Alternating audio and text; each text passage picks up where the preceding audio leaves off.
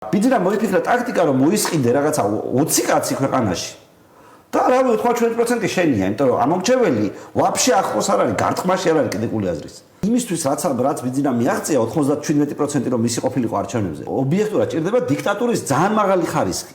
აი ძალიან 97% რო კიდე აიღო და ბიძინას არ ჭირდება დიქტატურის მაღალი ხარისხი. სხვა რამეს აკეთებს იმისთვის რომ შედეგად 97% მიიღოს არჩევნებში. პარტიების პარალიზება. ხო შეიძლება შენ გააკეთო იმით რომ რეპრესიები მოაწყო. ნუ სტალინმა როგორც გააკეთა პირობითად და დატოვა ერთი პარტია. და ის იღებდეს 97%-ს. ბიძინა როგორც კეთილი დიქტატორი ძალადობას არ იყენებს ამ გაგებით. იყენებს ფულს და იყენებს ტყუილს. ახალ დაუჯერებელი ისტორიებს იგონებს, რომ ხალხი ამას ხო არ იზამდნენ. ასე ხო არ იქნება. 97% მოგეხსენებათ სამ ბარიერს ვერ ლახავს, ამიტომ პარლამენტში 100%-ით ხარ და რაც მიიღო კიდეც. აიღო 97% ხმების, ნაცვლად ძალადობისა გამოიყენა ტყუილი, რომ ესენი თითქოს ოპოზიციონერები არიან, ისე შექმნა გარემო. და მიიღო 97%. ის შუააზიური დიქტატურის შედეგი რაც არის, რა მარტო შევეძახარ პარლამენტში.